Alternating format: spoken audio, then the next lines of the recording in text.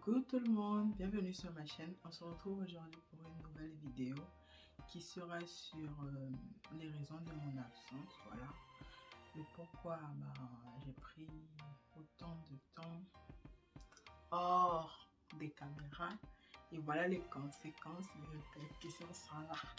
Je rigole, hein? Une chose est sûre, c'est que je suis venue vous expliquer en fait pourquoi j'étais pas là. J'étais pas malade, j'étais en bonne santé, mais on va abréger. Je voulais pas vous expliquer par peur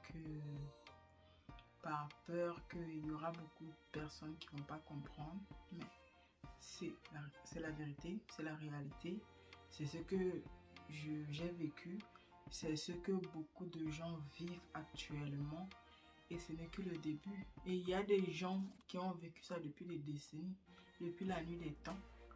Et ça continue en fait. La vie, c'est un cycle. Ça tourne, ça tourne. Dès que ça se termine, ça recommence. Jusqu'à... Voilà. Du coup, on commence. Le pourquoi je n'étais pas là, c'était parce que j'ai fait un éveil spirituel. J'ai fait un éveil spirituel qui m'a... Je m'y attendais même pas. J'étais pas prêt du tout. Et en fait, ça m'a attrapé, ça m'a secoué, c'est comme s'il m'a bastonné. Oui, si je peux dire ça comme ça, en tout cas, je m'y attendais pas du tout. Et en plus, la pire des choses dans tout ça, c'est que ça fait bientôt 2 ans que je vis seule ici dans mon appartement avec mes 2 enfants. Et quand je me suis séparée du père de ma fille, du coup je me suis retrouvée toute seule. Je m'en foutais en fait, j'étais là, j'avais accouché, j'étais là avec mon bébé, mon nouveau-né. J'ai galéré comme je pouvais et en même temps, j'étais là en train de vous faire des vidéos. Oui. Quand j'ai commencé ma première phase de perte de poids, je venais d'accoucher. J'avais fini d'accoucher. Et c'est la reprise en main après l'accouchement qui a fait que... qu'est-ce qu'il y a? Qui a fait que je me suis... j'ai repris YouTube. Oui, les problèmes sont finis, on reprend les activités. Du coup là, quand j'ai repris mes activités, en fait, c'est comme si la séparation que j'ai eue avec mon ex, j'avais pas vraiment eu de choc. Ou bien je me voilais la face, je sais pas, en tout cas, j'avais pas fait de dépression. Je n'avais pas... En fait, je m'en foutais en gros. J'avais de l'argent, pas beaucoup, mais j'avais de quoi vivre. J'avais un peu d'argent. J'avais la santé. J'ai de quoi manger. J'ai de quoi me faire un peu plaisir. Du coup, en gros, je m'en foutais. Voilà, manque de respect, moi, je ne supporte pas. Du coup, basta, quoi, tu vois. Du coup, je me suis repris en main en même temps. J'ai travaillé sur moi. J'ai tout cassé. J'étais alignée. J'étais à un niveau très élevé. Je faisais des choses que je n'avais jamais fait depuis que je vis. Et bizarrement, voilà, l'année a changé. Janvier, ça allait encore. Février, bim, ça a commencé. Je me suis dit, mais what? Je comprenais pas l'histoire, j'étais dans le vague comme ça, je comprenais pas. Fin février, début mars, avril, bim! Ma fille s'est réveillée. C'est les problèmes maintenant. Voilà.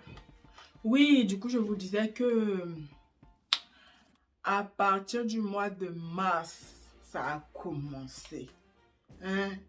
C'est là que ça a commencé. Et ça a commencé petit à petit. Tout a commencé à s'écrouler petit à petit. En fait, c'est depuis janvier que ça a commencé à s'écrouler. Depuis que j'ai eu mes 26 ans, je pense. Et ça a commencé à s'écrouler petit à petit. Je ne me suis pas rendu compte. Jusqu'au mois de mars, quand je suis rentrée dans la nuit noire de l'âme. C'est comme ça qu'on appelle ça. Voilà ma fille. Et il y a d'autres qui l'appellent la nuit noire de l'ego. Moi, je l'appelle la nuit noire de l'âme. Moi, je ne sais pas. Je n'ai pas fait trop de recherches sur ça, en tout cas. J'essayais juste de comprendre qu'est-ce que c'était. En tout cas, quand je suis rentrée dans la nuit noire de l'âme, je vous dis, en fait, c'est comme si je suis redevenue un enfant. Tout ce que j'avais appris depuis qu'on m'a mis au monde jusqu'à mes 26 ans là, quand ça a commencé, tout s'est effondré comme une carte. J'avais peur du noir. Moi qui vis seule ici là, depuis presque 1 an. J'étais à l'époque presque 1 an. J'étais là, je vivais seule ici, je n'avais pas peur.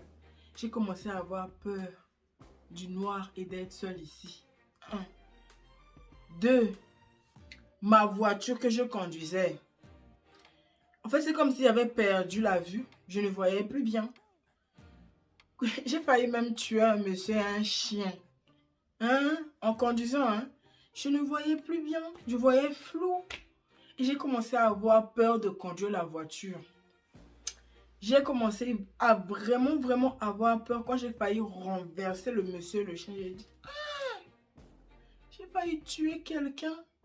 Et en fait, je partais dans l'astral.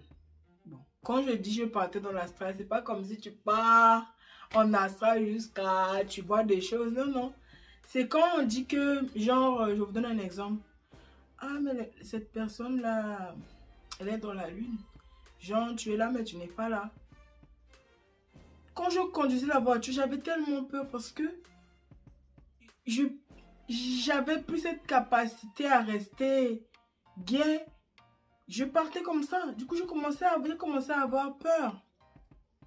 Et bizarrement, à ce même moment-là, j'ai découvert pourquoi je suis en éveil spirituel. Ça, j'ai pas envie de vous le dire parce qu'on ne dévoile pas tout.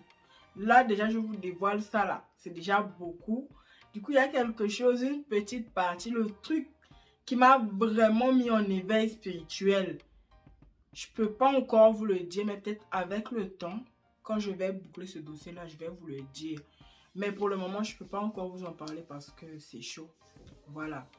Du coup, c'est à cette période précise, j'ai compris pourquoi je suis en éveil spirituel. Et à ce même moment-là, je me suis posé tellement de questions. Ah! Non. Et ce qui me faisait mal dans cette histoire, c'est que j'avais presque atteint mon objectif final. Et c'est là, bim! Je dois tout lâcher. Et j'étais même forcée à tout lâcher. Je ne voulais pas lâcher, je ne voulais pas abandonner, je n'aime pas perdre. Mais la vie m'a forcée à arrêter. Je vous explique une petite chose encore. Je ne suis pas religieuse, mais je crois en Dieu. Je sais qu'il y a un Dieu qui existe. Et ce qui fait que j'ai toujours eu un bon cœur. J'aime faire du bien aux autres.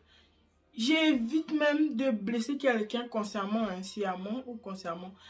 J'évite de faire du mal aux autres. Et je n'arrive pas à faire du mal à mon prochain. Ça, c'est une réalité. C'est pas que je ne suis pas capable. Aujourd'hui, j'ai cette connaissance que je peux le faire, mais je ne le fais pas. Parce que je ne dois pas le faire. Ou bien ça, j'ai pas envie. Excusez-moi. Les filles, ma fille me dérange vraiment. Du coup, j'étais où déjà? Oui, je vous disais que j'avais un grand cœur. Voilà.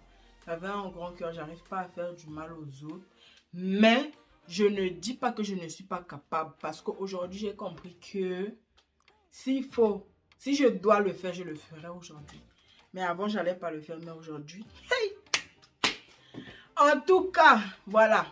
Je vais vous expliquer la raison pour laquelle j'ai décidé de partager le fait que je suis en éveil spirituel. C'est parce que quand on est en éveil spirituel, déjà de un, on pense qu'on est faux. On pense qu'on est fou. Ça, c'est 1. 2, on est perdu. Voilà. 3, on ne sait pas comment se relever. Et la 4e raison, c'est que les gens qui parlent souvent d'éveil spirituel, derrière, ils cherchent toujours à vendre quelque chose. Et c'est normal. Mais la plupart du temps, ils exagèrent. Ils exagèrent. Et des fois, il y a certains qui demandent des montants que eux-mêmes, ils n'ont pas. Et ils pensent que, je sais pas, il y a des gens qui vont aller leur donner leur argent comme ça. Mais moi, je suis assis. Je regarde. Je suis même allé me renseigner sur une formation d'une fille qui elle propose, soit disons, à 8 000 euros. Je me suis dit, ah oui, 8 000 euros. Et mes 8 000 euros là, je vais prendre ça pour te donner comme ça, cadeau.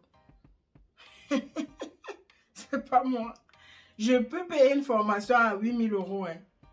Mais ce que la fille la propose là ne vaut pas 8 000 euros. Tu peux pas avoir un gros cœur comme ça. Après, elle est dans son droit. Elle a le droit de demander l'argent qu'elle veut du coup. Ah. Mais elle dit que ça là même là où je suis là même, je ne pense pas que j'ai besoin de payer ça. Du coup, voilà, aujourd'hui, je me suis relevée. Voilà, j'étais juste un petit truc comme ça pour me lever. Du coup, voilà, aujourd'hui, je suis devant vous. C'est parce que ça va mieux. Ça va mieux. Et vraiment, c'est chaud cette histoire-là. Ce qui m'a plus déstabilisé dans cette histoire d'éveil spirituel, c'est les émotions. C'est les émotions. J'ai jamais autant pleuré de ma vie.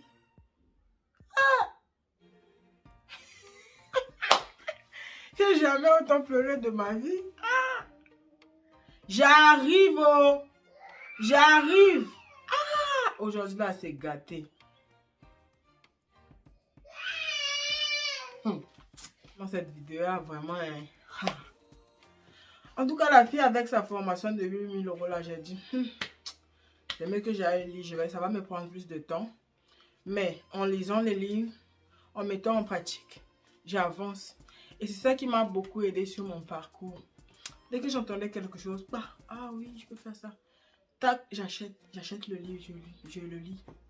Et j'ai beaucoup lu.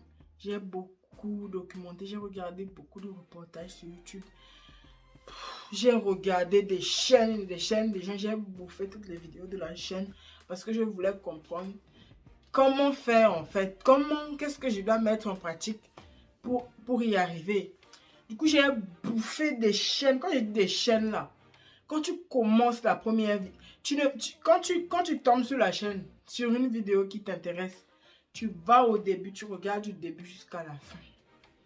Du début jusqu'à la fin. Plusieurs chaînes YouTube comme ça que j'ai dévorées.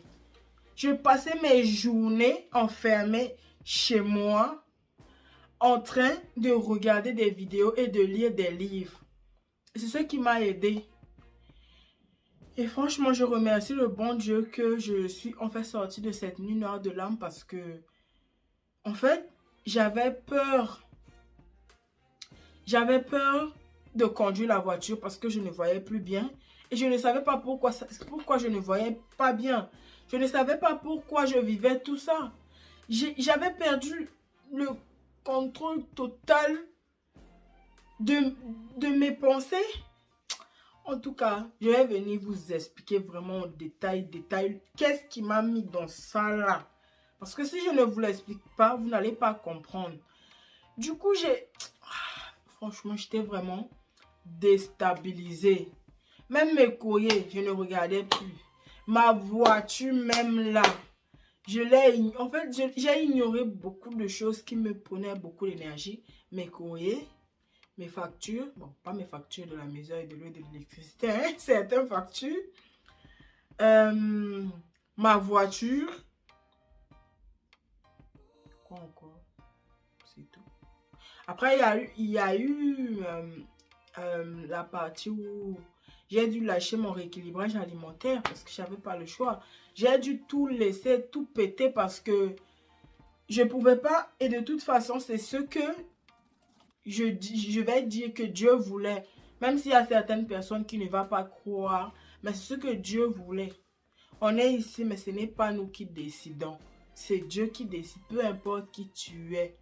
Certes, nous avons choisi ce qu'on est venu vivre ici, même si aujourd'hui, on est inconscient ou on est conscient. Vous voyez le truc? Mais c'est Dieu qui décide. C'est Dieu qui donne. S'il ne t'a pas encore donné, c'est que ton heure n'est pas encore arrivée. Si tu n'as pas encore ce que tu désires là, c'est parce que ce n'est pas encore le moment de Dieu.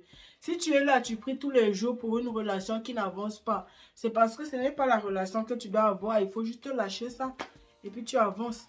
Mais beaucoup d'entre nous nous ne voulons pas lâcher certaines choses. Et le fait qu'on s'accroche sur ces trucs-là, qui fait que certaines choses nous arrivent et que notre vie est douloureuse. On est malheureux, ça ne va pas. Mais je remercie le bon Dieu de m'avoir donné cette puissance que dès que quelque chose me fatigue, je lâche. Dès que ça me fatigue, je lâche. Je lâche. Mais si tu restes accroché dans certaines relations-là, même si tu pries, Dieu même qui était derrière ton dos, il quitte, il sort, il te laisse face à ton mauvais choix et tu vas confirmer. Tant que tu ne vas pas lâcher là, tu vas prier jusqu'à tes genoux sont blancs, ta main est restée comme ça là. Dieu est devenu sourd, il ne t'écoute plus, il ne va pas agir parce que ce n'est pas ta destinée, il faut lâcher. On passe dans certaines relations pour nous apprendre certaines leçons de vie, nous apprendre certaines choses pour qu'après, dans notre parcours de vie, on puisse comprendre que, ah oui, ça là, j'ai appris ça là-bas, c'est là-bas que j'ai appris ça là. Du coup, ah ouais, depuis tout j'ai appris ça, c'est à cause de toute personne que j'ai dû apprendre ça avec ou force ou sans force. Vous voyez comment la vie est? En tout cas, une chose est sûre, c'est que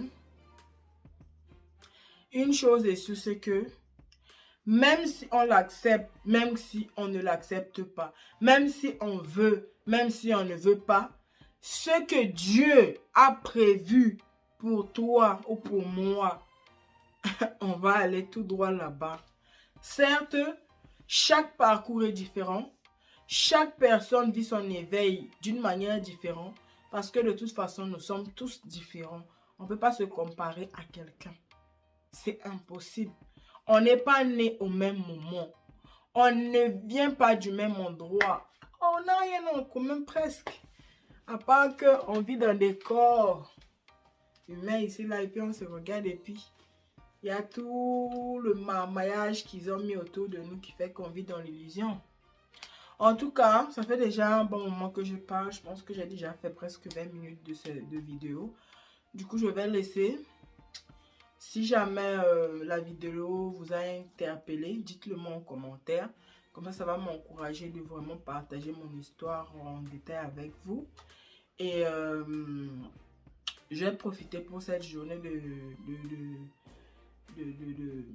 vidéo en fait pour préparer le petit jet vlog de la semaine qui est déjà là. Je vais juste le monter et je vais vous le poster d'ici samedi. J'ai fait cette vidéo pour vous expliquer en fait pourquoi j'ai pris les kilos que j'ai pris et pourquoi voilà, pourquoi j'ai arrêté et que ça n'a pas, voilà. En tout cas, bisous, n'oubliez pas de vous abonner, liker pour me soutenir et pour que je puisse continuer.